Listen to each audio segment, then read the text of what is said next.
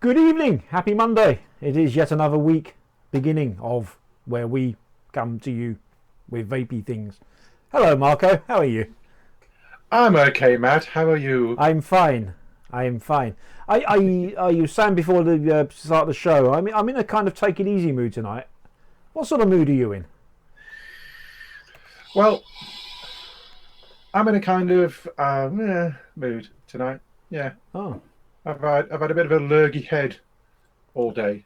a So lurgy head. yeah, And as but you might have seen from the whistle that emanated, Mr. Dorn is also with us this evening. I am, it's true. And I've got a peaceful, easy feeling. I know you won't let me down. There. So for the next hour and a half, it's smooth, easy listening. Or is it bugger? yes, and coming up next is Dave Dorn's rendition of "Sweet Caroline." You can bugger off. No, don't do that. She's next door. She will come and kick my ass. Right, okay. Anyway, Matt, listen. What have we got on the show tonight? What we've got on the show tonight is explained in this handy VT. Coming up tonight on Vape Trolls TV. Dave Kitson gives us his thoughts on the Kanger Top Tank, all the way from Switzerland.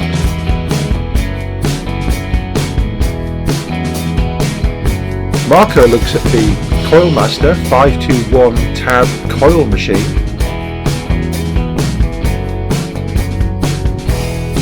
Dave Dorn brings us another report from New Zealand.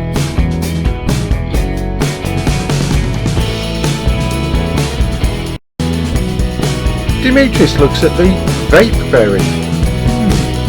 Pop your cherry.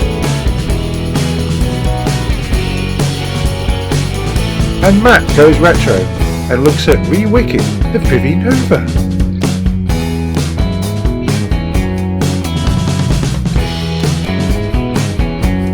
All this and more tonight on Vape Trolls TV.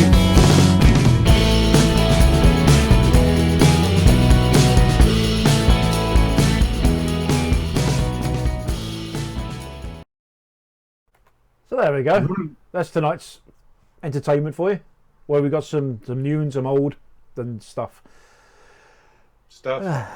Yeah, stuff. I really should. I feel I should be a bit more. I don't know. I just. Marco, save me. Save me from my apathy. You want some 36 milligram. That's what you want. Yeah. Give it large with some 36 milligram. Bloody good luck finding that, Mel. Yeah. I've got some. I've got some 75. I vape some 18, but that will come in later. I haven't vaped 18 for blinking years. No, neither have I. 12 is kind of what I'm at, really.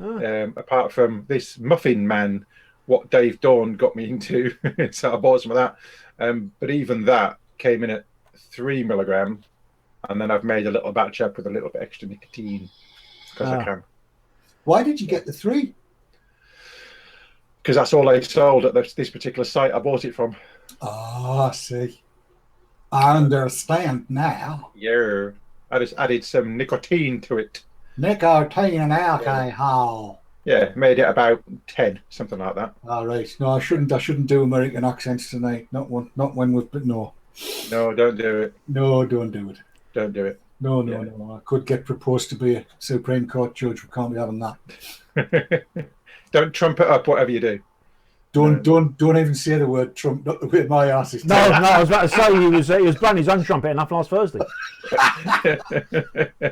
Yeah, that juice was something chronic, wasn't it? Oh, just a bit. Hey, I've had another 50 mil since then.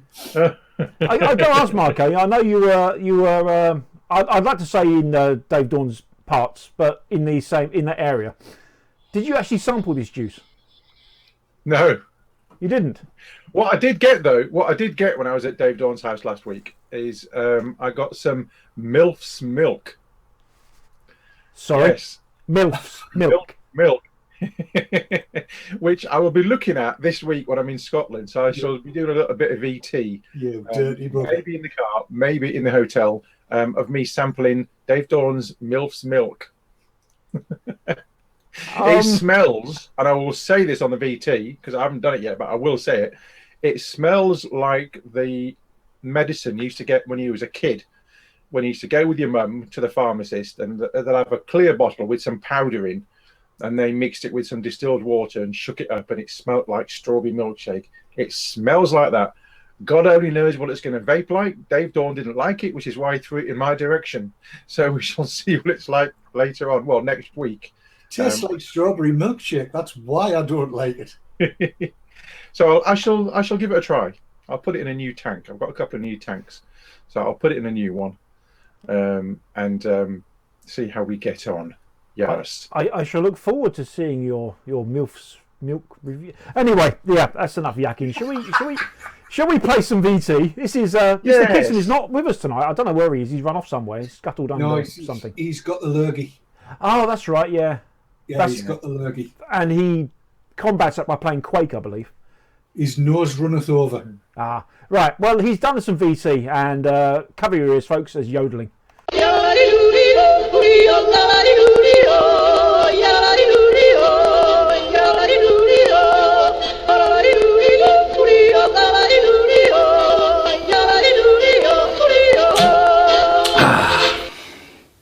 You catch me having a well-earned beer upon my arrival at my humble hotel in Switzerland. I've just, unusually for me, I've taken an evening flight out to Switzerland rather than crack of dawn on a Monday morning. Well, it's approaching midnight local time, 11:30. So I'm tired and I'm about to go to bed. I thought I would get this little VT done. I promised on the VTTV Monday show, I promised Matt and Marco that I would give the Kanger Top Tank a whirl, and I did. So you catch me in the act of just topping it up. I topped it up just before I left the house. That was about 4 o'clock this afternoon, and it needs a bit more juice in there, which, as you can see, I have just added easily enough. I'm doing this kind of perched on the end of the bed. So I'll just put the bottle on the floor and screw the top on. And hey, it's ready to go. That wasn't too difficult, was it? Let's be honest, it's not as convenient as the Rafali tank, where you don't have to physically take the top off, and therefore I suspect not as convenient as the TFV4, where you could flip the top across. I did need to balance that on the edge of the bed frame there. While I was doing that, I took the top off and put it there, but as you can see, it was hardly a big deal to top it up. It's a lot easier than a traditional Kanger sub tank. Did I really say traditional for something that's barely a year old? I think I did, but you know what I mean. A bottom filling sub tank. Other than that, it is basically a Kanger sub tank. So if you liked the sub tanks, you're gonna like this. I took this one out of the box. It had one of those new design coils in it, a 0.15 ohm coil, according to what was stamped on it. And I couldn't get it to work. I was getting an atomizer short on every mod I put it on. So I chucked the stock coil that came with it and put in one of the original OCC NI200 0.15 coils, the ones that I've used in all my other sub-tanks.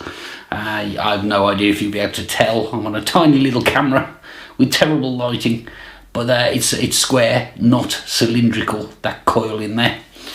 And I did that last night just as we completed the show, and it's been going like a trooper since. I love it.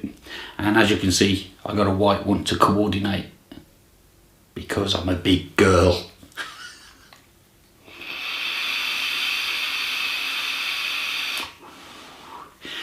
I'm going to take a look at the mod separately. I'm not going to talk too much about that in this VT because we owe the kind people that sent it to us for a review on this. But the Top Tank is a winner. I'm finding that the Rafali tank, now that I've sort of figured out you've got to be very careful when you fill it through those little holes at the top. It hasn't flooded since I figured that out. I've kind of kept it under control. So maybe the flooding I was having was user error. This, however, I've just got off a plane with it, and I had a few puffs on it on the plane, It's kind of not exactly stealthy, this setup. It's white for a start. So I was being very sneaky, but I used it a bit on the plane. Most of the time it was in the pocket of my jacket, which was hanging on the seat in front of me like this, and it hasn't lost a drop of juice. I just took it off when I got into the hotel to check, you know, and there's not a drop of juice has leaked from it. So in terms of how leaky it is, it's a darn sight less leaky than the Rafali. The Rafali does have a more convenient filling mechanism. They're both very good tanks, I have to say. I may get a couple more of each. And I suppose I'm going to have to try that smock thing that Marco rates so well. But anyway, hopefully that's interesting and useful for anybody who's thinking of giving the top tank a go. It basically is the sub tank. You fill it through the top.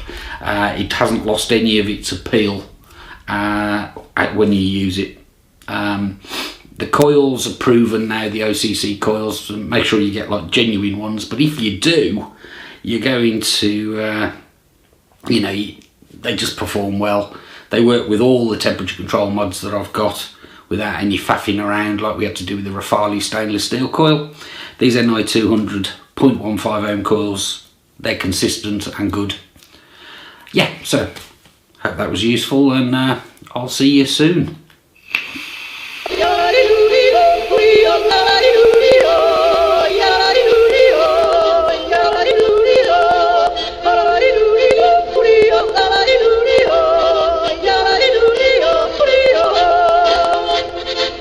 And there we go. So I was obviously the clear winner of the tank challenge because Dave clearly preferred my choice as opposed to the Rafali.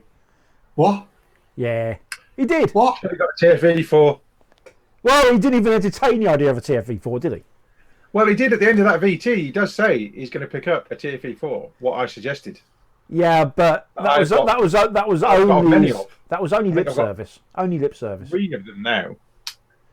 I just think it was very brave of him to yodel at the front and back of that. Yeah, he did a good job, didn't he? Aye. He's got a set of pipes on him, I'll give him that much. Well, it's only because he caught his knackers in the toilet door, like. Yeah, it's all that Toblerone. It's that Toblerone he eats, kind of, because he swallows it whole, so it kind of, you know, keeps his throat open. Yeah, it would do that, all right. So yes, I must invest in one of those at some point. I'll give one a go, but I've got half a dozen sub tanks. I've got 3 TFE4s. I've got 2 crowns. I've got enough tanks to keep me going for the time being, I think. Yeah, and here's the thing, it is a sub tank, and if the act of undoing the bottom of a sub tank doesn't bother you, don't worry about the top tank, basically. Yeah. You know, because it's no different when it comes down to it. And of course the Limo 2, which fills from the top, well, from the side. I've got 2 of those, so I've got enough, I think. You know, I saw another guy's done a review on a tank very similar to that, but that's not tonight. That's, I think, Thursday. Is it? Yeah. I think you've got a review on Thursday on that. Not by you. No, it's definitely not me. You mean Mark? Yeah. The other Mark. The other Mark. Not me. Not that Mark. Mark C rather than Mark O. Well, that's you know, because Stop Press. We have joining us on Thursday night one, Dave Sweeney, live. Was going to be pre-recorded, now it's live. He's going to come and spend the show with us. So there might be a lot of stuff getting dropped. In fact, there will be a lot of stuff getting dropped because. Fortunately, I don't have any more DNA 200 videos, so I'm all right. That's well, you know, I mean, you've got to make hay while the sun shines. Aye. Shall we crack on to our next piece of VT then? And this is the vaping Greek himself. I'm not even going to attempt to say his name because I really just can't do it. Dimitris Agrafiotis. Ah. He said in an Italian accent. What was that about? It's Mediterranean. It's close enough. He tries and kids everybody on. He's great. He bloody isn't. He's a Yank. He's a Grank. That's what he is. Oh, a Grank. He's a Grank. Yes, yeah. Grank. Yeah. Yes. Well, that's let's catch up with let's catch up with Dimmy grasping his berries.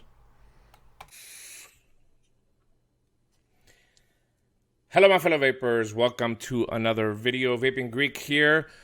Pop your cherry, vape on a berry. I can't believe I even spoke those words, but interesting little tidbit. I was down in Florida, in Orlando, with my buddy Phil, and a distributor was there and was vaping on this tiny little device, and I said, "What is that?" I mean, it just looks really cute. So he said, "This is the Vape Berry. It's a tiny 40-watt device that does temperature control." He says, "Would you like to take a look at one?" He went out to his car and got me one. So thank you very much, Kevin, down there in Florida, for hooking me up with the Vape Berry. And that is their motto. They actually made shirts that says, "Pop your cherry, vape on a berry," or whatever. Pop your vaping cherry. I don't remember. It was silly. But anyway, proving once again that they are running out of names in China. There's just no doubt about it. All right, so the Vape Berry is a small 40-watt device. I'm not going to waste any time. Let's take the camera down low. This is tiny, folks. All right, we'll do some more up-close comparisons, but here's a 30-watt ice stick, and you thought that was tiny. So that kind of gives you an idea of the size of the device that we are talking about here. All right, let's not waste any time. Let's get down low. All right, here's an up-close of the Vape Berry. Pop your cherry. All right, let's break down some figures first. This comes with an 180-day warranty for defects by the manufacturer. 5 clicks to turn on and off, 3 clicks to get to the functions menu. As I said before, this is a 40-watt device. It will adjust from 5.0 watts all the way up to 40. And in temperature mode, we're using joules here, joules, from 2.5 all the way up to 20 whopping joules. It will fire atomizers down to 0.2 all the way up to 3 ohms. In temperature mode, it will run from a 0.1 all the way to a 1 ohm coil. And the temperature you will be able to achieve is 200 to 600 degrees Fahrenheit. That is 100 to 300 degrees Celsius for you guys over the pond. It comes in 2 colors, black or red. I chose the black. And interestingly enough, it has the battery capacity of an 18500 battery, a 20 amp, 1500 mAh battery in this device. Also, we do have a lot of functions that I didn't expect to see in a small device like this. You can turn the screen around. You can stealth it. You have a lot of adjustments within the menu system itself. All right. That is the technical specs. Let's get into some more specifics. What comes with the kits? We have the device. It does come with a tank, 2 replacement coils. We have a temperature control coil and a non-temperature control that comes with it. This little USB cord, and it does come with a manual. Now, I haven't tried the tank, so this will be a good, nice little test. This is the temperature control coil, if I'm not mistaken. Let me get this out of the way.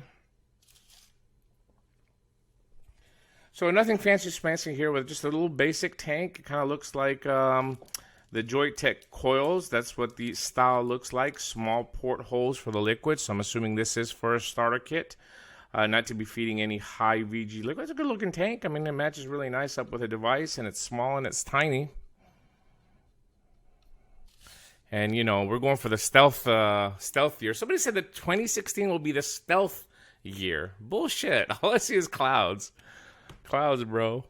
I've been using this with my K-Fun Mini. I just think it looks great. Look at that. With a K-Fun V3 on there. Nice, little tiny. I can just put it in my hand. Sexy. All right. Briefly, let's take a look at this menu. All right. Oh, God, that's horrible.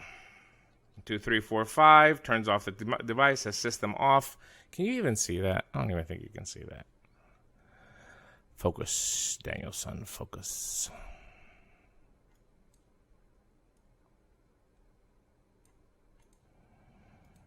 All right. 1, 2, 3, 4, 5. You get a hello. Oops. Why is that opposite? I guess my screen is opposite. But believe me when I tell you that this is the way that you get to the system. 1, 2, 3. You get into the system. You can select Joule mode. You can select power mode. You can go into further system configuration. So there's your Joule mode. You can go inside and change it by pressing the button. Nickel, titanium, Let's select nickel now. You can select if you want Fahrenheit or Celsius. Let's go with Fahrenheit. Then you can select your temperature. Let's go for 450. And then we're going to exit. Now we have it set on temperature mode. We definitely can adjust the joules from here as well from the screen. Or if I want to go to power system, 1, 2, 3. We don't want joule mode, we want power mode. We select that, and then we select exit, and then we can set the wattage that we want. Trust me, that is what the screen is saying. Nice little screen. It's actually built really well. You know, I was really surprised. There's your USB on the side to charge it. The coating seems to be like a rubberized. It's pretty heavy. There is your 510 connection on top. That is a spring-loaded pin, but you'll notice there are no airflow slots cut on this top cap. So if you're getting air from the bottom, you're not going to be able to use it if you flush it up here with this device. Nice little stainless steel frame there. Nice screen, nice beefy buttons, no rattle at all. I mean, everything is nice and solid. Nice little clicky button. I'm impressed. And it feels like, you know, it would take punishment, even if you drop it with that rubberized surface. Got a vent hole down there for the battery. You'll see it. Built very well. Shockingly. The Vape Berry. All right, let's fill up this tank here. Let's see what kind of coil does this have inside there. Then we're going to decide what we're going to put in it. So you can see these are pretty much like the Joytech Eagle 1 coils. They are their own. I wonder if anything is compatible with them. I can barely read this. This is a nickel 0.2. Let's see what other coil we have inside here. This is a nickel 0.2. I guess we're doing temperature control. All right, let's put this back in.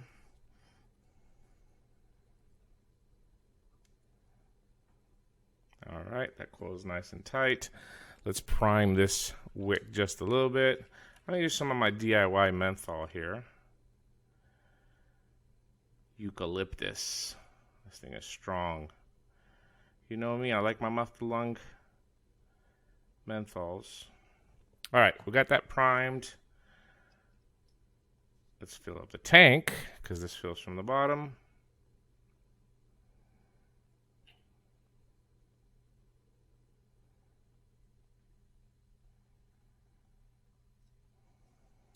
You're going to see that's a very small tip. This is a 60% PG e-liquid, so throat hit. It gives me throat hit.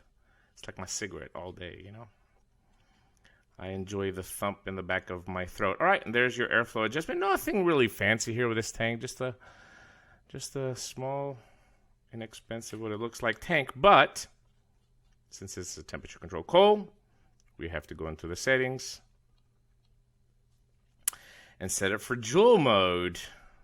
We got nickel, we got Fahrenheit, and we're all set.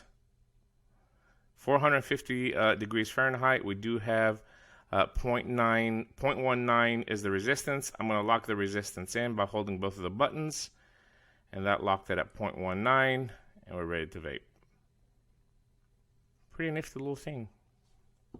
The Vape Berry. All right, I didn't mention price. Around $60 for the kit retail. I'd like to see this under $50. I was trying to explain this to Kevin down there in Florida when he gave me this kit. It seems like vapors are buying based on price versus wattage that they see on the box. So it's very hard to sell a small device like this that does 40 watts for $60, $70. And right next to it, you have a device that claims it does 200 watts or 150 watts or whatever the case is for $70 as well, too. It doesn't make a difference if the device can achieve 150 watts or if they need 150 watts. It's more of the perception, and a lot of the vapors, unfortunately, don't do a lot of research, and they buy based on that perception of more watts, it's going to be a better device. And so price-wise, for a device like this, I'd like to see around $49.95. I think it's great with a kit and the tank and everything. I think that's a great little price point. Okay, whatever I got here, 9 joules something, I think. I have the airflow wide open. It doesn't really make any difference. The center core for that coil is very, very small. So even if I restrict the flow or open the flow, it's still going to be a mouth-to-lung tank. Again, another misconception, I talked about that in the last video, simply by restricting the airflow does not make it mouth to lung. It's the entire, traveling of the air before it gets to your mouth that controls that mouth to lung action. So here I have it all wide open, and it's still, a restrictive draw because that hole inside the coil is pretty small. It's a cute little tank. I mean, I don't know, looks pretty good. Another comparison here, iStick 50 watt, iStick 30 watt. It's tiny. It really is. I think my wife's gonna snatch this away from me. All right. Boy, crackling.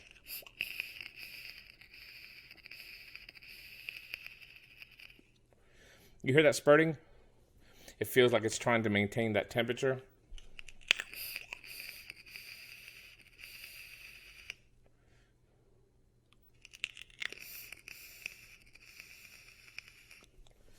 Definitely can mouth to lung it. Let me restrict a little bit the airflow.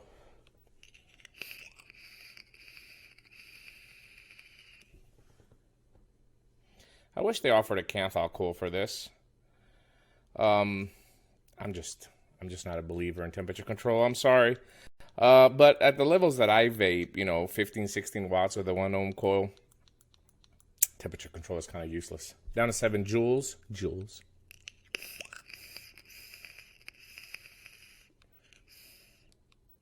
I turned it off. Oh, here we go.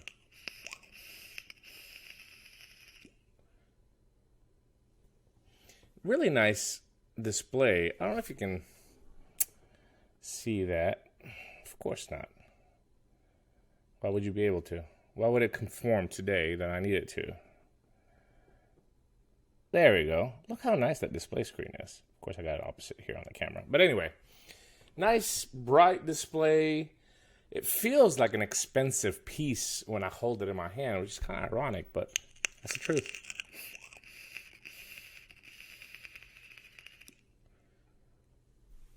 Not bad. Just to check out the power, we're going to put the Nicotine tank on it. This is with the 0.4 ohm coil, just to see if it's going to be able to fire. I like this about 35 watts.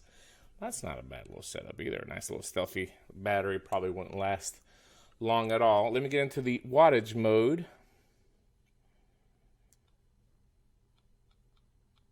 Oh, crap. 1, 2, 3. Power mode. Exit. And we're going to crank this up to 35 watts. The menu goes pretty fast. The numbers go pretty fast. I like that. I don't have to wait for a long time to get there. And now I've got it on 35 watts, 0.4 ohm Cleto coil.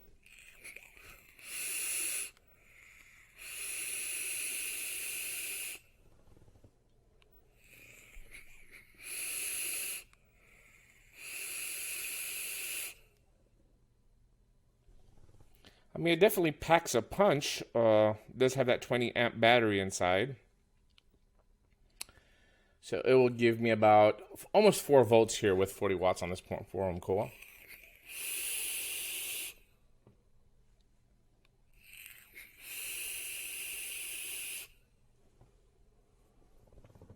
Nice.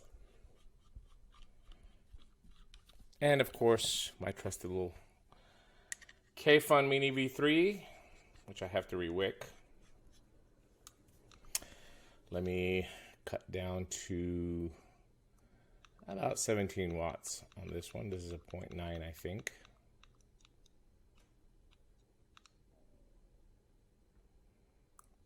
About 1 ohm. All right.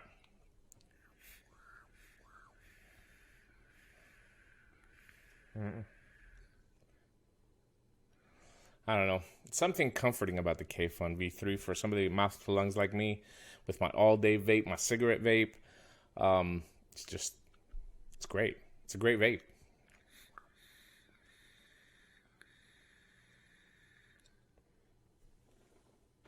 Comforting. All right, but we're talking about the Vape Berry here. Pop your cherry with a Vape Berry. I'm impressed. I'll be honest with you. I know there's the mini volt going around.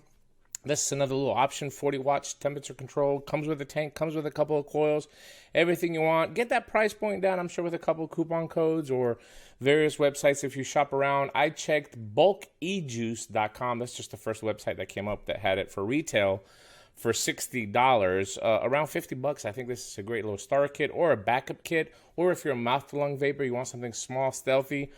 If my wife does not snatch this away from me, I probably will be using this for some of my travels as well.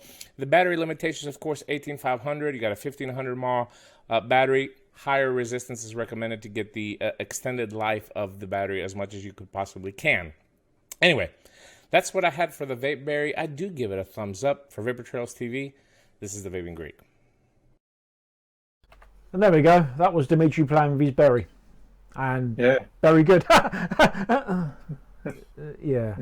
Sorry. Apparently we're supposed to be saying hello to someone. What? Because we're now a video game, aren't we, apparently? Apparently, Oh, yes. yes. Hold on, controller. Beep. Oh, yeah. Oh, well, that's good. Yeah. Yeah. Stop it, Marco. He's getting a bit into that, wasn't he?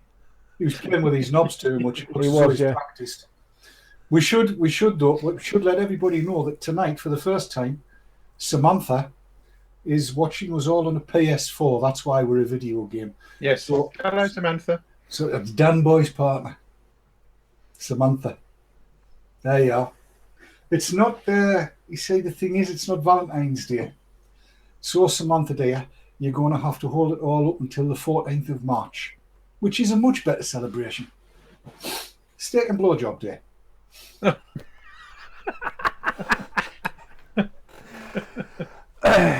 He had to lower the tone, didn't he? He just had to lower the tone a little bit further than how it was already.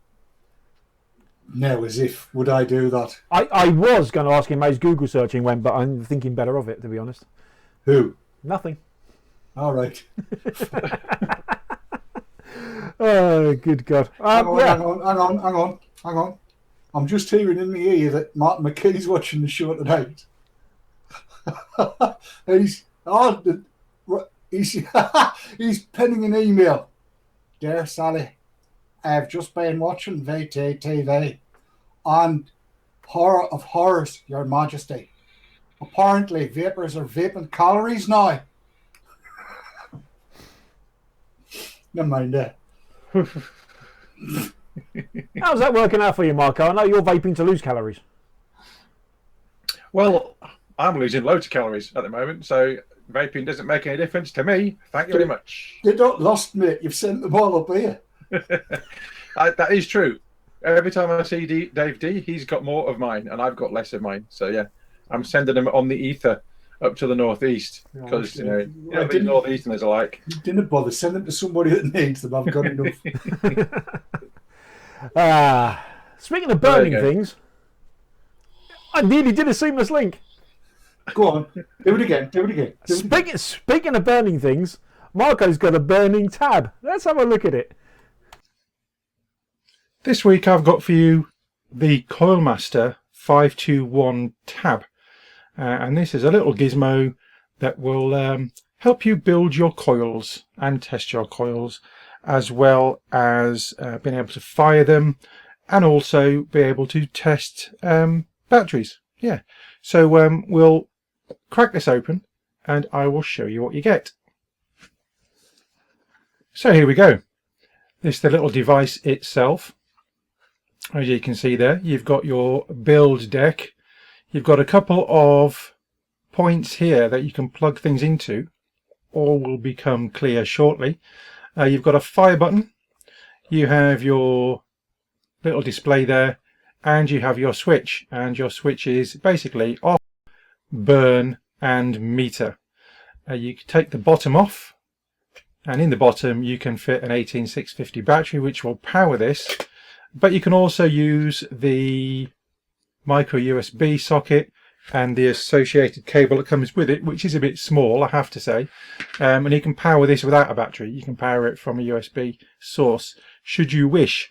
Also in the packaging, you get a little instruction booklet, and you get a little card here, Coilmaster giveaway, which is probably only going to be the States. Yeah, coilmaster.net. To win t-shirt and stuff. I might give that a go, you never know. Anyway, we'll put that to one side.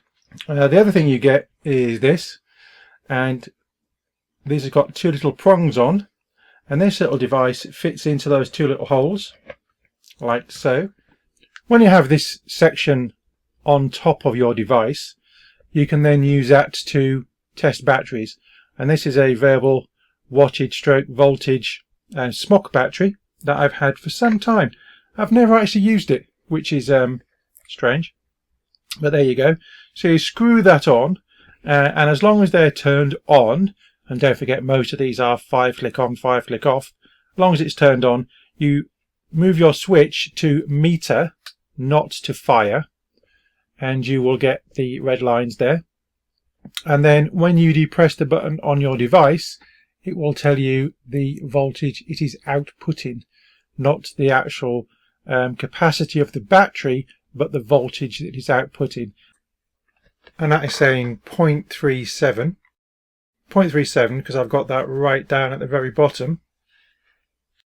So I'm going to turn this all the way up, and that should be 4.8 volts according to the battery, and we'll just press that in and we're getting 5.2. So either this is correct or this is not correct. I might have to put it on another meter, but yes, so that's another option that you've got there. Now you also get these two probe wires, and these also fit into these two holes, thus banana plug style, a pos and an egg. Doesn't really matter which way you do it, and they've got little crocodile clips on the end, and this, if you put it into the test mode, when you attach a piece of wire to that, it will give you the resistance of that piece of wire. And let me just demonstrate with a piece of this now. The top one here is Ni200 and the bottom one is 0.28 Kanthal. And I'm going to be making a coil very shortly using the Kanthal. So I'm just going to take a piece of that off. Here's my piece of wire, and if I attach that to my clips,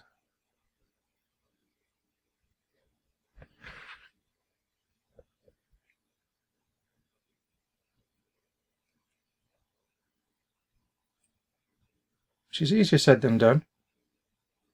There we go. Now that is telling me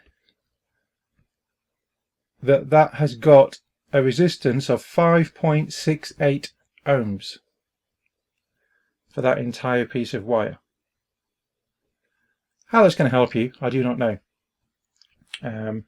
Obviously, specific wire has a specific resistance per specific length.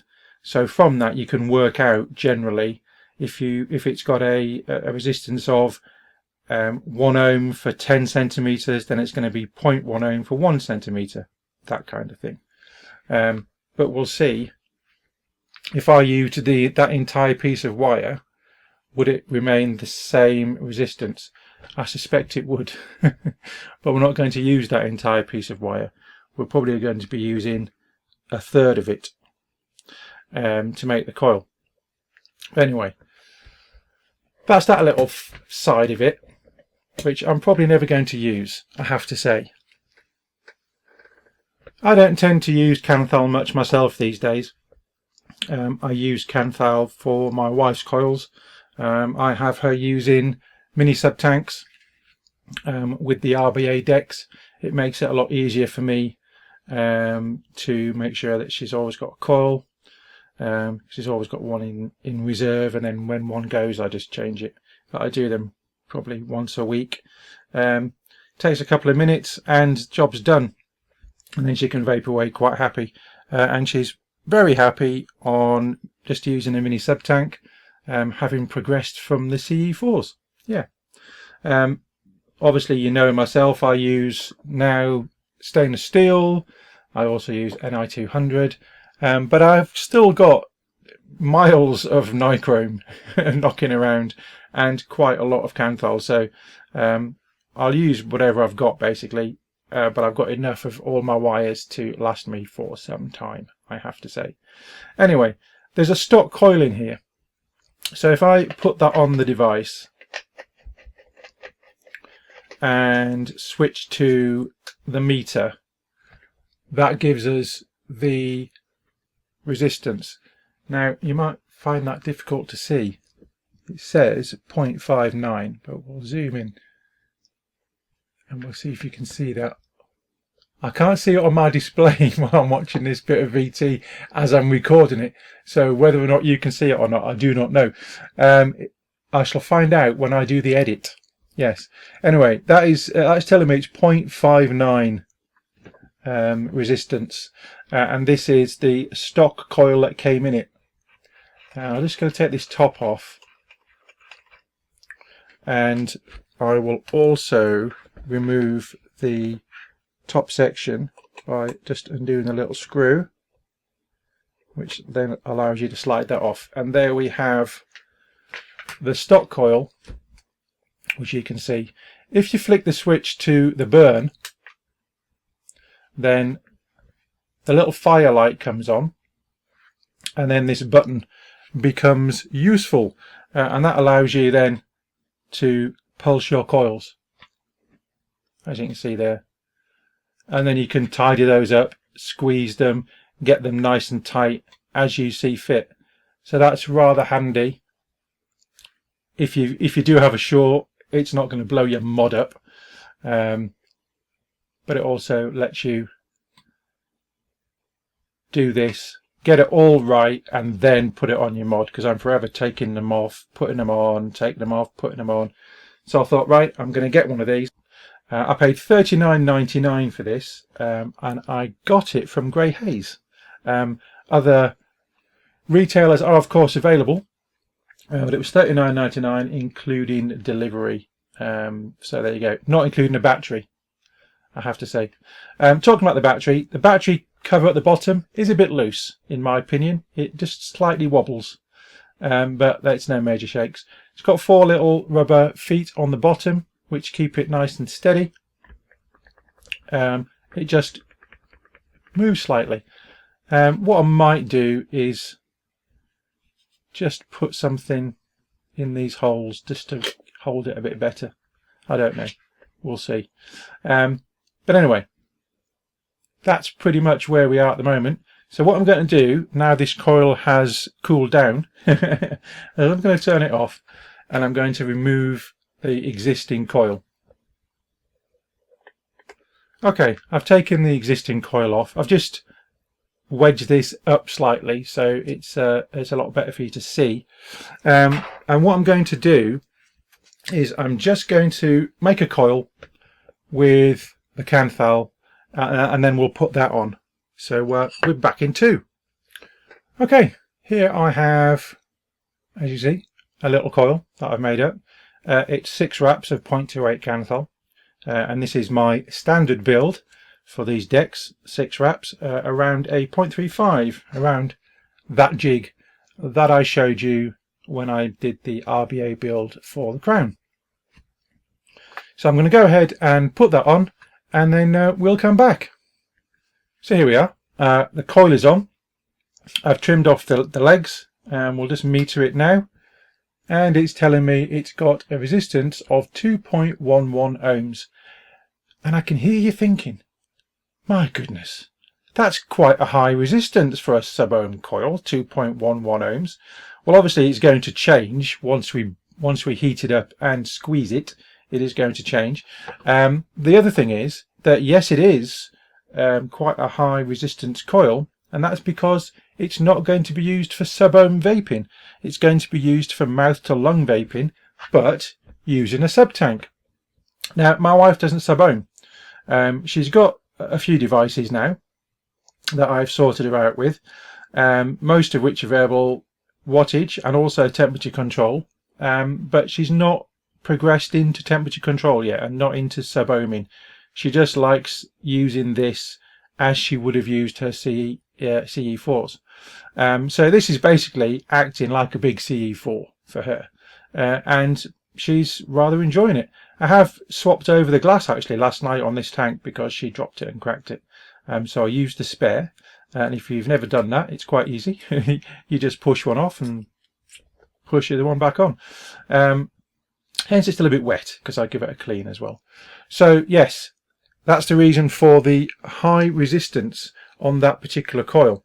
So what we're going to do is we're going to turn this now into burn mode, into fire mode, I should say, and we're going to fire this up, and then I'm going to give it a little bit of a squeeze. Yes, but first of all, I need to get my tweezers. So here I am with my ceramic tweezers, and I'm just going to give this a burn. Heat it up and just give it a squeeze.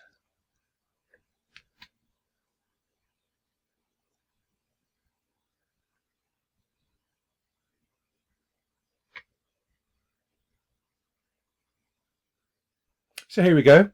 Coil has been finagled a wee bit. Started off over 2 ohms, and now we're looking at 1.91.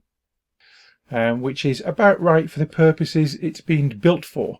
So I'm going to finish off this build and put it in the sub tank, ready for the other half. Yes, because she's going to need it later. I just did this so you could see this little device in action. And it's, like I said, the Coilmaster 521 tab. I will give you my impressions, my thoughts, very shortly. Well, I guess what you really want to know is what I think of this little device. I have to say it's reasonably well built, apart from the bit I mentioned, where it's this bottom section. It's not cracking. It really needs something a little bit sturdier. It would have been nice to have seen this made from metal as opposed to plastic. It does make it lighter, obviously, but a nice heavy base to build your coils on, for me, would be a little bit better. This top section for checking batteries, it's okay, but it's not going to be used much by me. Neither are the little probes that fit in those 2 holes, like I mentioned, to check the resistance of a piece of wire. Although, you know, it might be handy to test what the resistance is of a 5 centimeter piece of wire before making a coil, especially if it's a new wire, and that would give you kind of an indication. If you cut off what was left, measured it, then you'd be able to work out what the resistance was without even putting it on top. But as it goes, I don't think it's not bad at all. 40 quid is the price. Now you might think that's a bit expensive for what effectively is an ohm reader and a mod building stand, but when you factor in the fact that you can put an 18650 battery in it and fire your coils to do a test fire or to heat the coils when you're finagling, I don't think it's that bad at all, to be fair. And for me, you know what I'm like, I've got big hands, and trying to build a coil when it's on a mod, you know, it tends to move around and it's not cracking. So this for me was a pretty decent and logical buy, really. Whether it would be any good for you or not, only you can decide. Yes. Anyway, with that, it's back to Matt, myself, and whoever else we've got in the studio. Yeah.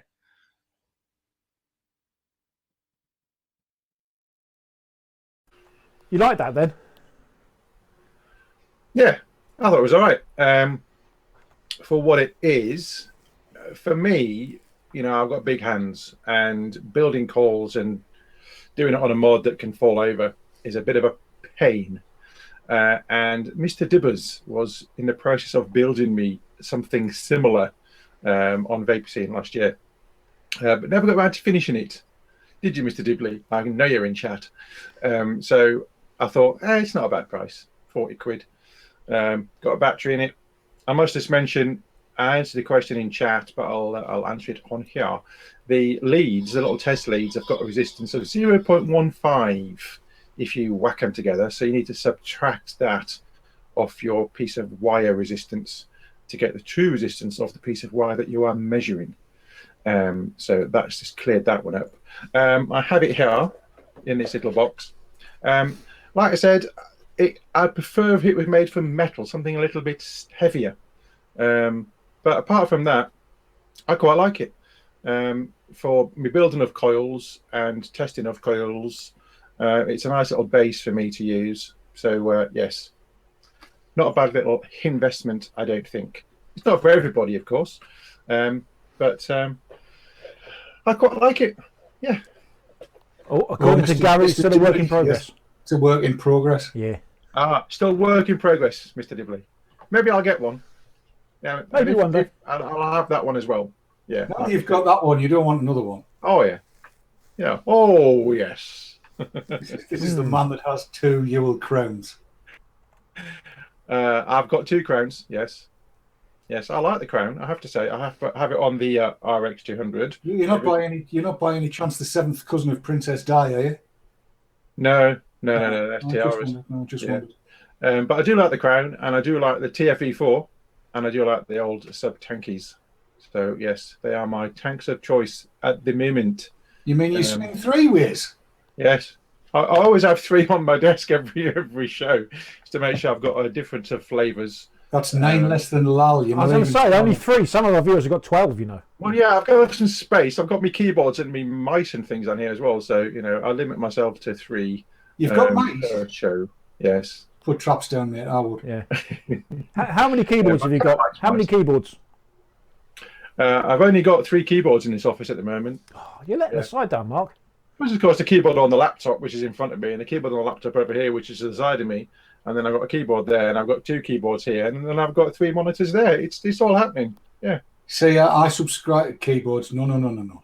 I subscribe to the Scotty mode of computer. Shut my door. Might I say, Mr. Dorn, that's a tiny one you've got there.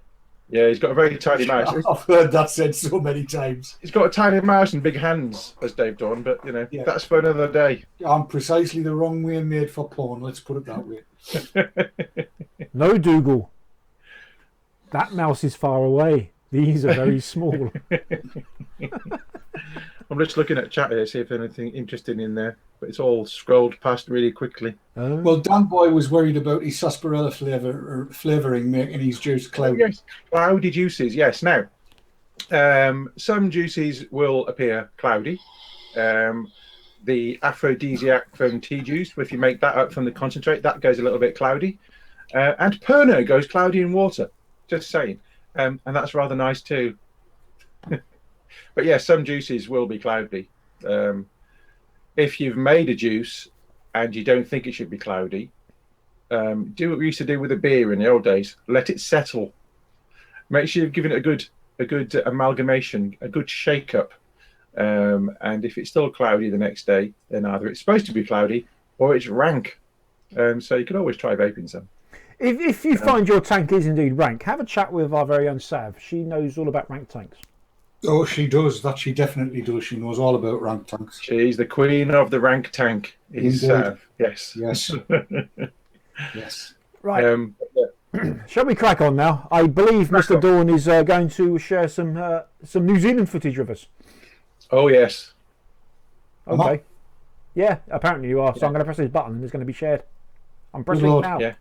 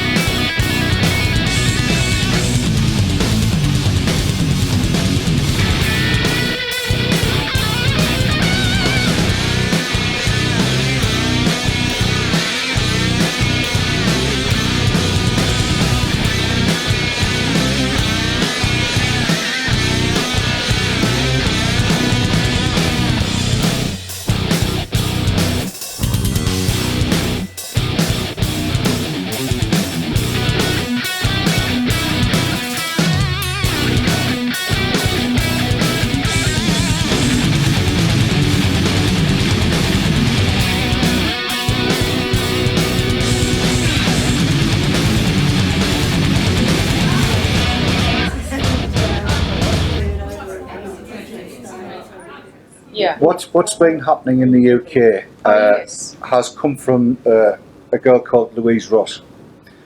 Granny Louisa on Twitter. If you're on Twitter, follow her.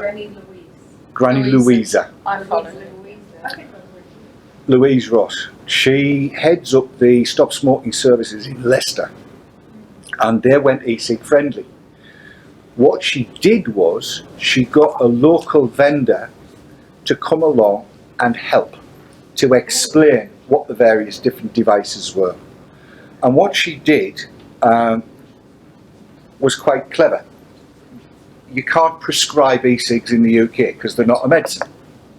So the stop smoking services could not say, right, you want this, you want that, and we'll provide it. So what she did was she kind of created a survey, and you can pay participants to be part of a survey.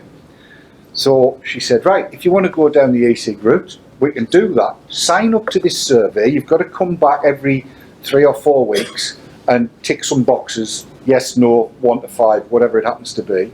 And for doing that, you get a £30 voucher that can be redeemed at the following vape shops. So people came in, signed up to it, got their voucher. They got their voucher on the first time back to fill, or the second time back to fill the survey in, and went off to the vape shop and bought their gear with the voucher. And that was the way of doing it. So the people who were financially embarrassed, shall we say, the less equal folks that couldn't find that initial purchase money, found the initial purchase money and could get on that cycle of saving money. And what she's discovered, and what Leicester has discovered, is that that area is now amongst the most successful in the UK. And the majority of their clients, I believe, are using e-cigs. And it's working really well for them. Wouldn't it be interesting if I'm just going to sow a seed here. Yeah.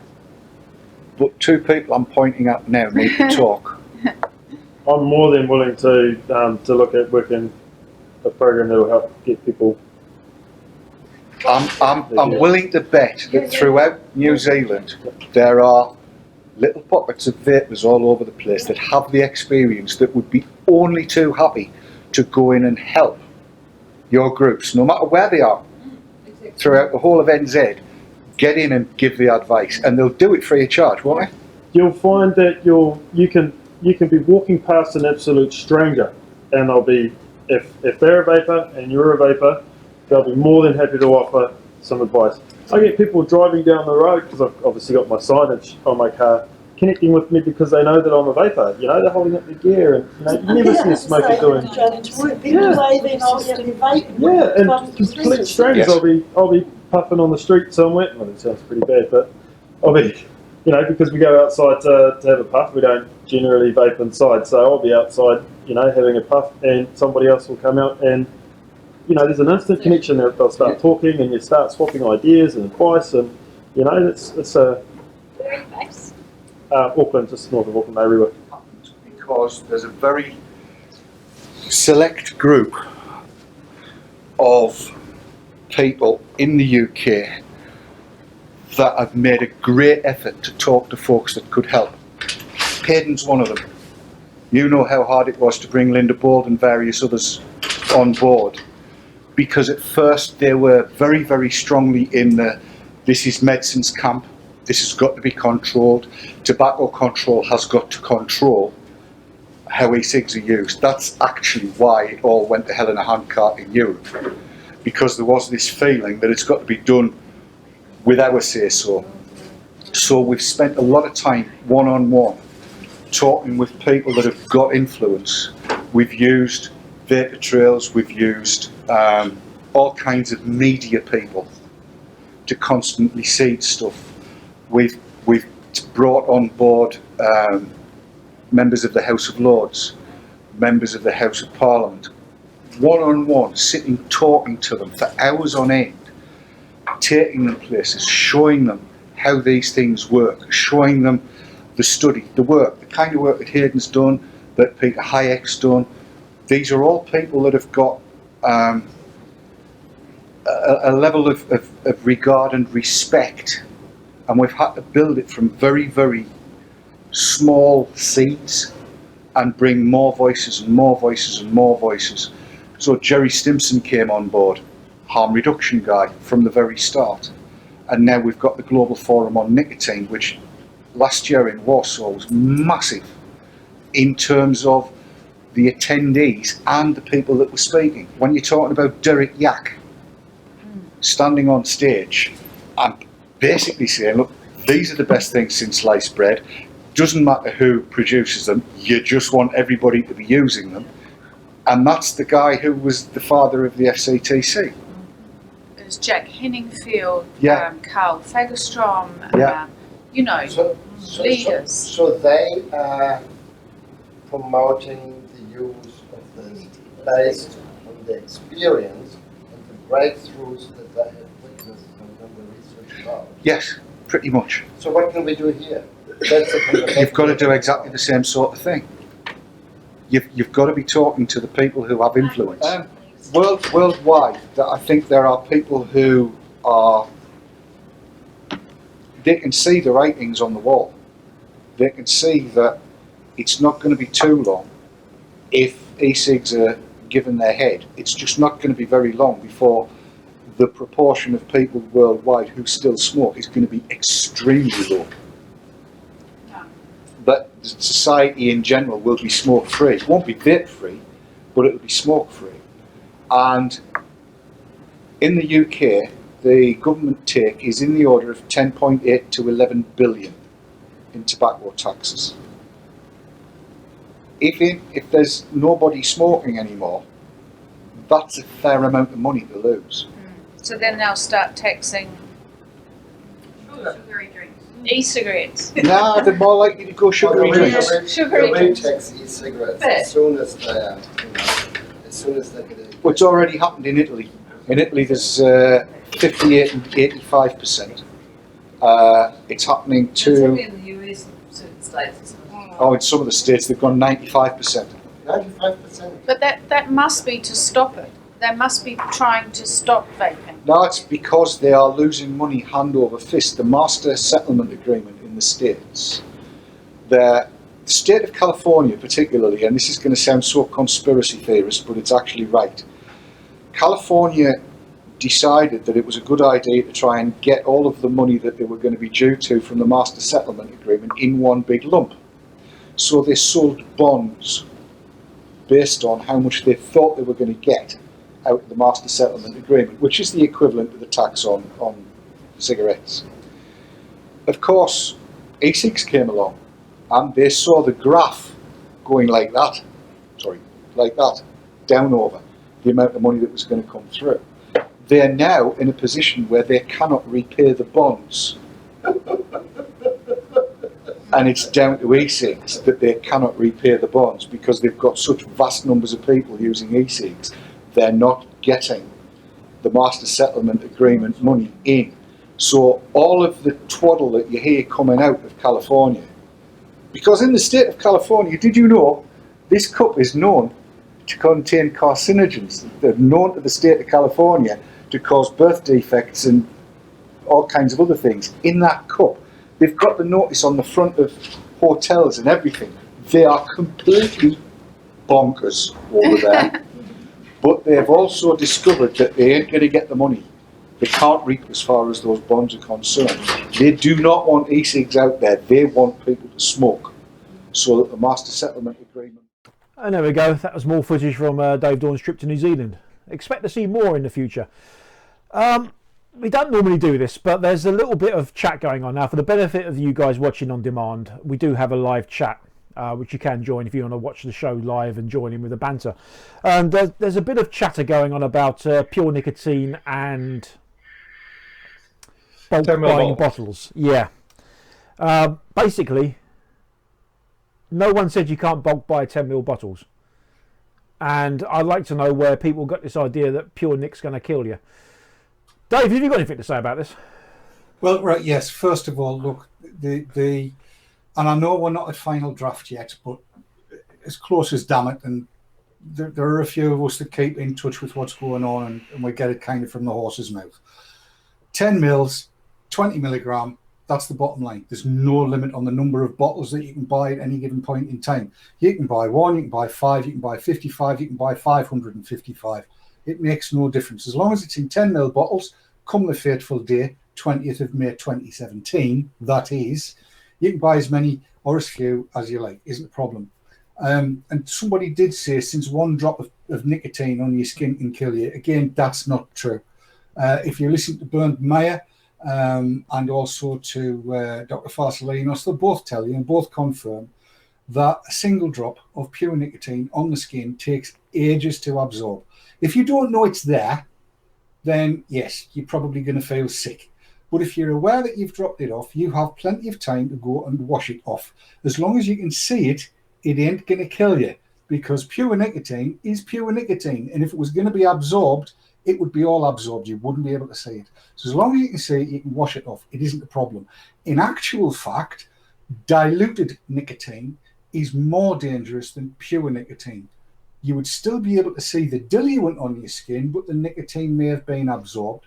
And again, according to Professor Mayer, and he knows about these things, it's probably more easily absorbed when it's been diluted, whether it's PG, VG, water, or what. That's the actual science on it. So don't be misled and don't buy into the crap that the ants keep on feeding us, because they are renowned world over for telling lies. If they're e-cig denialists, don't believe a word they say. Really, nothing about e-cigs is as dangerous as some people would like to have you believe. Finito. Yeah, I was going to add to that, Dave. You can't buy pure nicotine in this country. If you are a manufacturer, then you will be able to buy that kind of strength of nicotine if you're going to mix it down. However, there are stringent health and safety regulations in place, and you'd have to wear like respirators and gloves and all that kind of stuff. The most you can buy currently in this country, the legal limit, is 75 milligram. Yes. And I've had 75 all over my hands before, and I just wash it off. If I've had a lot of 75 on my head, I've spilt a bottle and it's gone everywhere, and if I haven't washed it off, I do get a little bit lightheaded, I've got to say. But wash it off, you're fine. But pure nicotine, no one in the consumer end is ever going to get hold of it. So not legally. Not legally, yeah. So it's a bit of a fallacy, really. Yes. In actual fact, fact, the whole 10ml bottle thing. In actual fact, this is my experience. Sorry, Marco. When you're saying about 75 milligram, I find most places will say 72 just in case they go over a little bit. That's my experience anyway.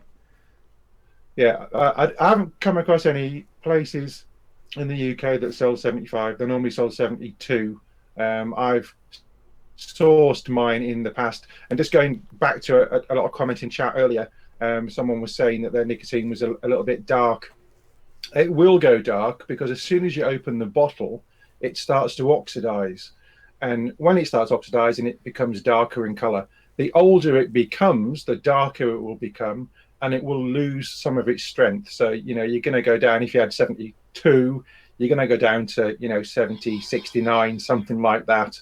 But it's still perfectly okay to use. I've got some here in this here bottle, and you can't see the color of it because it's in an amber bottle, but it is quite dark. I've used some this week. It's perfectly fine. But you do get stuff that's clearer, and it also depends what it's diluted with. If it's diluted with PG, it'll be a different color to if it's diluted with VG when you buy the nicotine in the first place. But I will be going next week to film at a juice manufacturer's. So I'll bring you a lot more information, and they are very, very savvy on the TPD. They know exactly what they're doing. And I shall be bringing you all that in 2 weeks' time. Lovely. I'm just going to pick on something else that's coming as well. It says the EU was shown a movie of a mouse killed by oral pure nic to frighten the MEPs. I'm not sure when that was shown because I don't remember it. But one of the things that you've got to bear in mind is that rats and mice, rodents in general, do not have a vomit reflex. They cannot vomit. They do not vomit. They don't puke. Right? You can stick 2 fingers down their throats. You'll stop them breathing, but they still won't vomit. So yes, it's not the same in humans. If it's about mice, forget it. I mean, it's just, no. Mice cellular cultures, all of that kind of stuff, forget it. It's rubbish. There are 2.6 million vapers in the UK, of which 1.4, 1.5 are either fully switched or they were fully switched and no longer vape. But of the ones that are still vaping, and this is, kind of from 2007, 2008, when e-cigs first came into the UK, there have been no deaths. There have been no hospitalizations. It is not a bloody problem. Time we all realised that. We're in the right. It's these e-cig denialists, Glantz and his ilk, and Bubblegum, and all the rest of them. They're in the wrong and they're lying. Don't be misled by what they say. Don't. Read everything 3 times and think on. That's all I've got to say about that. So I get a little bit annoyed about it, because I do keep banging on about this stuff quite a lot. Yeah. Bottom line is, nicotine's nothing to be scared of at all. Yeah, I'm just going to pick up on one more thing on this before we go. Leanna in chat has said that her nic is 7.5% in amber bottle. I'd be really careful about putting glass bottles in the freezer. I'd probably be safer saying use plastic in a freezer, just in case you get any expansion, because if you get any expansion and the glass breaks, it's a bit messy to clean up. Yeah, I have to say. It is a bit. But moving swiftly along, and talking a little bit more about what Dave just mentioned there, Thursday I will have quit using lit tobacco and vaping for 4 years. And for those people who say, well, people don't last and everything else, well, a lot of us are. There's a lot of people out there that have gone a hell of a lot longer than I have. But 4 years for me on Thursday, and Matt has got a little bit of VT for you right now. Hello. Now, it's been brought to my attention that this coming Thursday is Mr. Mark Green, or Marco Van Basten to you guys. It's his 4th vaping anniversary, vapersary, if you will. Now, 4 years ago, I wasn't a vapor. Exactly 4 years ago, I was not a vapor.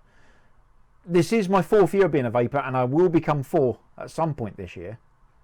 July the 4th. But at this point in time, I was not a vapor. So, now here's the thing.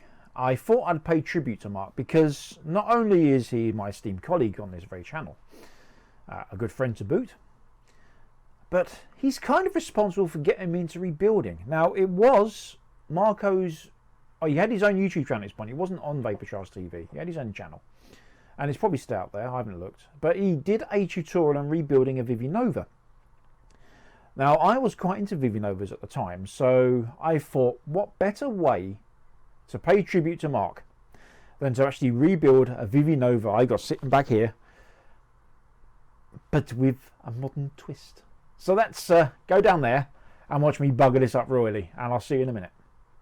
Okay, so the benefit for those who have never seen one before, this is a Vivi Nova, and it was quite all the rage for a while. Anyway, what we're going to do, we're going to rebuild this thing using kind of modern materials. Now, I'm going to keep it original by using some silica wick. I don't think I've ever used this. This is 1mm thickness. It says right there, 1mm thickness. And I'm going to be using for the wine, instead of nichrome, which is what I used to use on these things, I'm going to use nickel.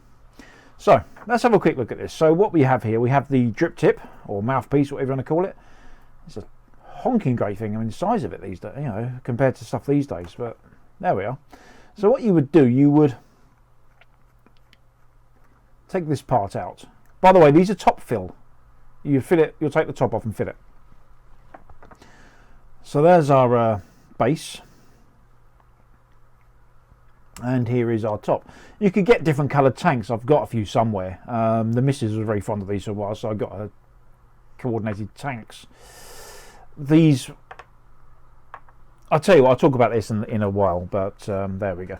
So here is our top, and as you can see here, it's very basic. If you look at it through today's eyes, you've got a silicone O-ring there, which gives you a seal.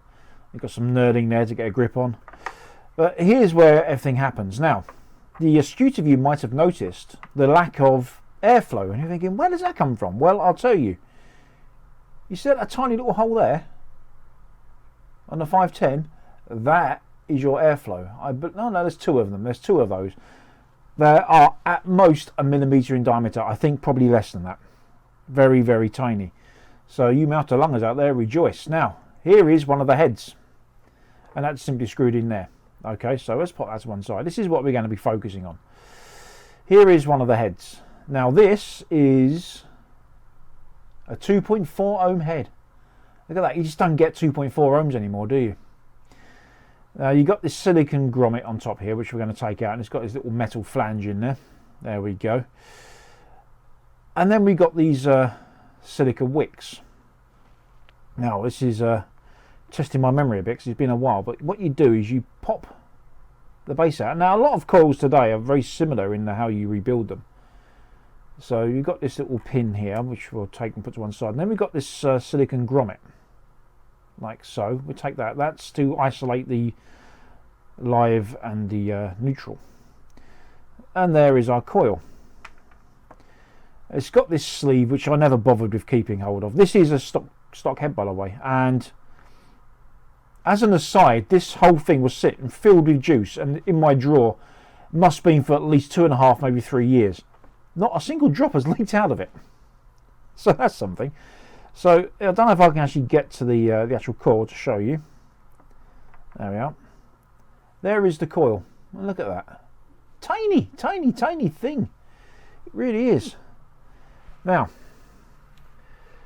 just for reference, this is 0.2 millimeter Ni200 here, which is, well, I used to use 0.14 millimeter, I believe, when I used to rebuild these. I could look at my wire suppliers and I could tell you, but frankly I can't be asked. So what we'll do now then is get some of our silicon wick. Now I used to swear by this stuff. There we go. So I need a length of that. This is probably far more than I need, but that's what I've got. Like so. Now, what I used to use some wire as a splint. Now, I don't have that to hand, but what I do have, and I'm doing this on the fly here because I didn't think this far enough ahead. I've got me some 0.5 stainless steel. There. This is what I'm going to use as a splint. So, let's get myself prepared here. What I need to do is get myself a length of this wire. And this is the first time I've rebuilt one of these for years. It really is. I hope I can remember how to do it. So there is my 0.2 Ni200. What I'm going to do now is get my my silica wick. I think that's probably maybe 4 strands. I can't really remember how I need to do this. Like so, perhaps. Apologies, I'm trying to keep this in shot, but it's not the easiest thing in the world to do. Let's have a look. What will fit in there? It would fit. It would fit. So I'm going to get a splint. Now the trick with silica, if you guys have never, I mean, I'm sure some people watching this have never used silica. The trick was not to wrap it so tight you strangled it. So hence the split, because that gives me some, well, basically it artificially increases the volume, the size of the wick. So, right, so let's try and get this in shot. Oh, this is fiddly.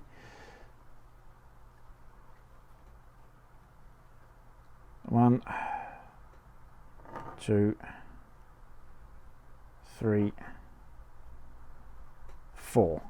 This is, no idea how this is going to work, by the way. I really have no idea. I need to get these fairly close together because I don't have much space to work with. So I'm using my fingernail to move them together. I really have next to no space at all to work with on this. I have no idea if it's going to work. We shall see. So I've got that part. Now all I need to do is trim this.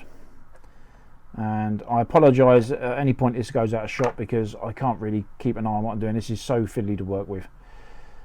This might even be too big. So what you would do, you would feed your wires into your head.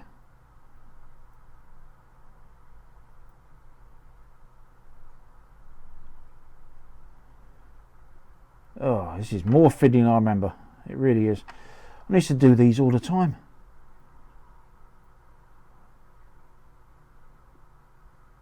I got one in there. There's your one. Now, what you don't want to do is have them touching the walls. So I'm going to have to bunch these up a little bit more. Oh, good God!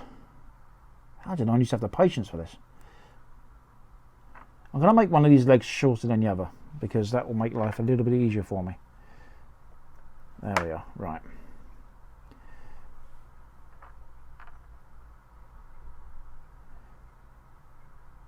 There we go. Right, so let's get these in here. Like so. And then you would bring this in like so.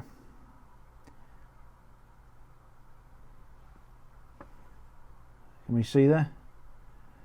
Right. What you would do then is you would put your silicone grommet on. I'm going to do this all off camera now, because this is going to be an absolute nightmare. But you would put your silicone grommet over one leg like so, and push that in so it separates them, and you put your metal pin in, and then you would fill it with juice, and away you go.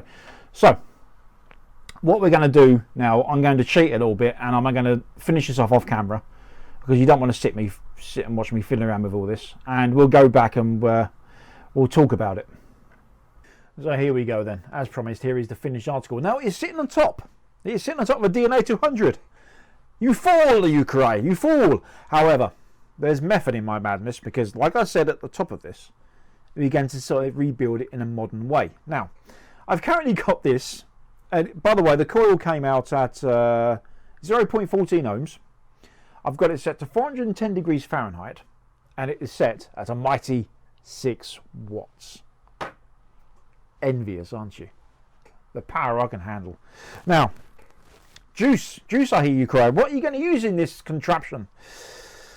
Well, these things were made at a time where 100% VG juices really weren't the norm. 80% VG juices really weren't the norm. 30% was pretty much as high as you'd go. Anything higher, you was deemed to be an absolute lunatic. So, you know, that was a 30, 70 PG VG thingamajig. So, I've dug through the cupboard and I have uncovered a bottle of Decadent Vapors Vape Fest Original. This is, I believe, either actually I think it might be the 2012 edition, it might be the 2013, I don't know. Either way, it's chuffing old. Hang on. Used by the 6th of the 14th, so this is almost a year out of date. So anything that happens to me on this, nothing's going to happen to me, okay? It's just a sell by date, and I shouldn't be using it, but there we go. So it's at least 2013 then. It may be 2012, I don't know. Rid, you might want to tell us what the shelf life of DV juices is. So this is quite a high in PG, and I'm trying to just glean that information. And it might well say, but I'll tell you, my eyesight's failing me today, so it doesn't say. It just says PG VG on it. No, it just says PG. It's just PG. There is no VG in this juice. It's also 18 milligram, which is a lot higher than I'm used to these days. Anyway, look at that just sloshing around in there. That's just basically flavoured water at this point. It's just completely PG. Anyway, okay, right.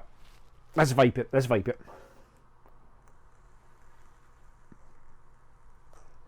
It's hard work. I'm not used to something so tight to draw. It really is hard.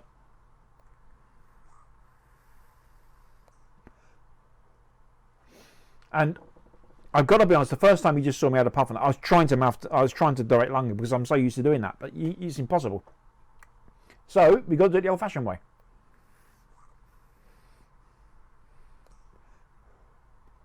Not really much vapor. Let's take this a little bit higher. Let's take it up to 10 watts. 10 watts. That's unheard of in Vivi territory. Actually, it isn't. I used to run these at about 10, I think. Maybe a bit higher.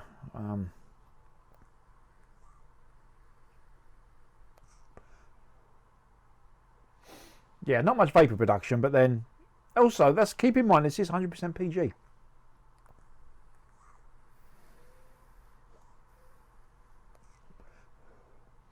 It's like trying to suck a football for a bloody straw. It really is.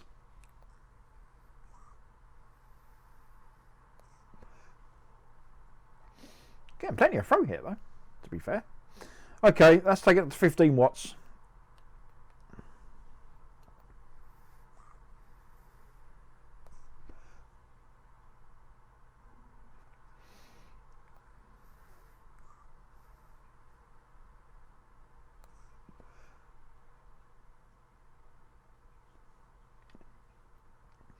Oh, temperature protected, are you? Yeah, I suppose you would be. Let's kick that up a little bit, because I think 410 is going to be a little bit low on this. So I'm going to take it to 570.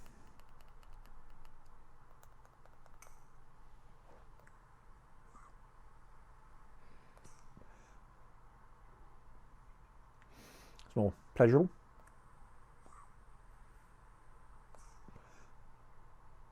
So I'm getting an overwhelming taste of vanilla from this stuff. What I remember of the Vape Fest original was supposedly RY or DY4 in Deccan and Vapor's case, and ginger. But I'm getting vanilla out of it. I mean, God knows, I mean, it's steeped long enough.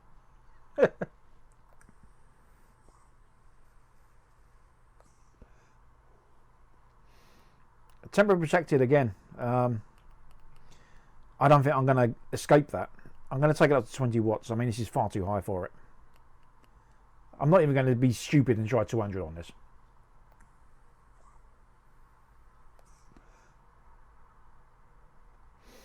Yeah, I think that's as much I'm going to get out of it.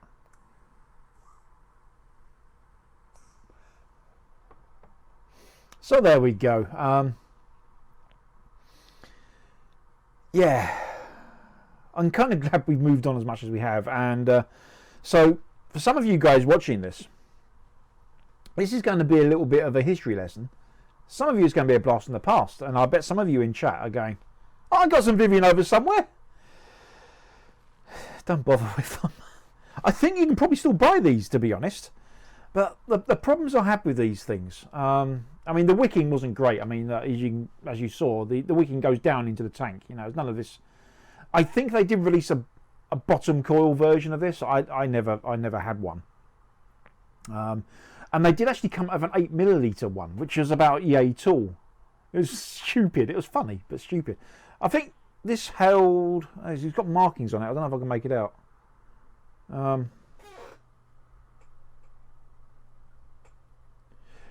3.5mm.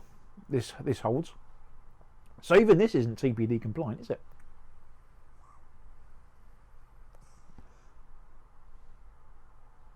Sod it, I've got to have a decent bloody vape. Oh, Christ alive. It'd help if I turned the bloody thing on, wouldn't it? Thank you.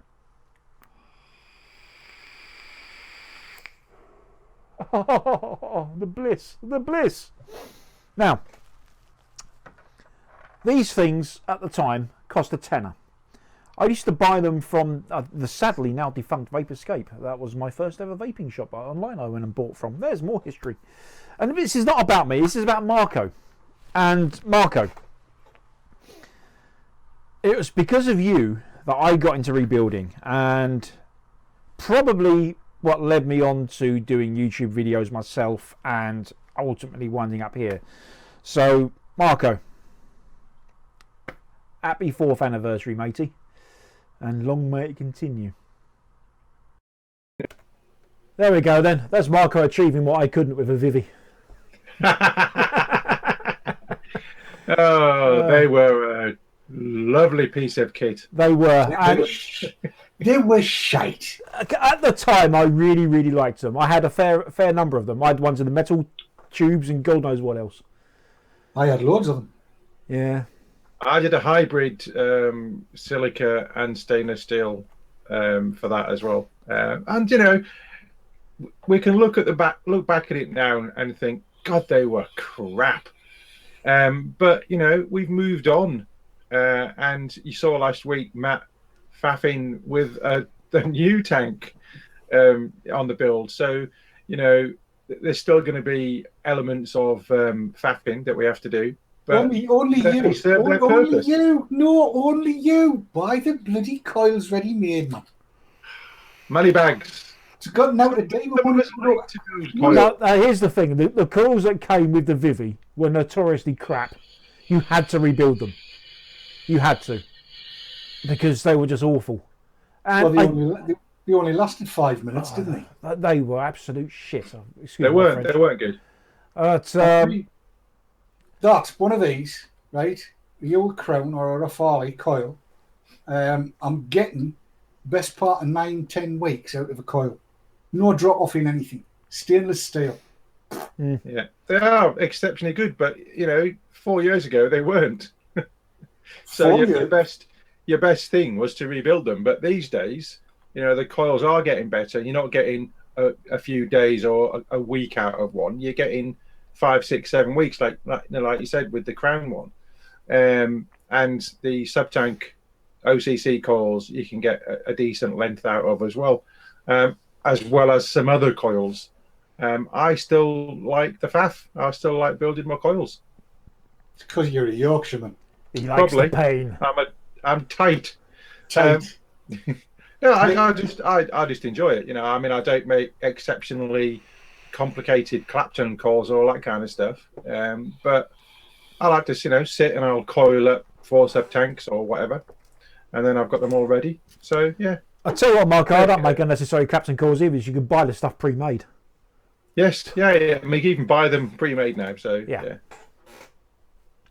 There we go. So a trip down memory lane. We might do more of those at some point because it's kind of fun to laugh at how it used to be, isn't it? I suppose. Yeah. It does. I've got to say, you know, looking back, sometimes you've got to wonder how the hell did people stick with it. Sometimes, when you think back and you look at what you can get now. I mean, there you go, a Vivi Nova with temperature control. That's unheard of. Thing being, and we were discussing this during the VT. The actual design of the tanks haven't really changed that drastically. Not really. You still got the same basic components. You still got something that holds the liquid. You still got a coil there. Yeah, granted, the position of the coil's gone down now. It's at the bottom of the tank, but the principle's still there. Yeah. Yes, I mean the issue was always wicking. It used to be, hence the old tilted or you'll get the dry burn malarkey. It was the issue was always getting reduced to the coil. Now it's stopping it. Yeah.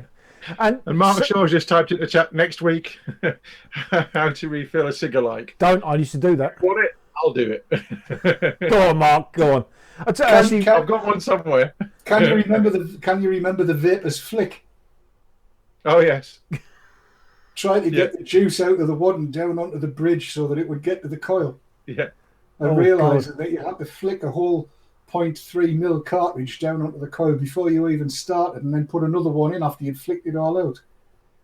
Can I just say, I want all the time back I spent on debridging atomizers. I want the time back I spent sticking cigar likes down in the sock and swinging it round to get the juice up to the coil. Oh, good God. Right, we could go on for hours, but we shouldn't really, because these...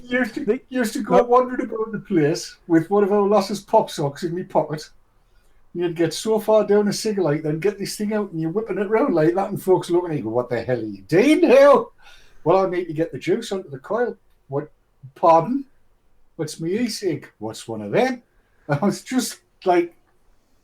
And now, top fill... Squeeze, squirt, press and suck. Not necessarily in that so order. Many times. Oh dear. Well, I think on that note, I think we should go before we sound like the old Vapors home or something. No, I think Marco wants to go and squeeze, 12, press and suck. That's what he's up to. You dirty-minded bugger. All right. Let's say good night. Good night. Good night. We'll see you next week. Good night. See you Thursday. Thursday night. See you Thursday. Bye-bye.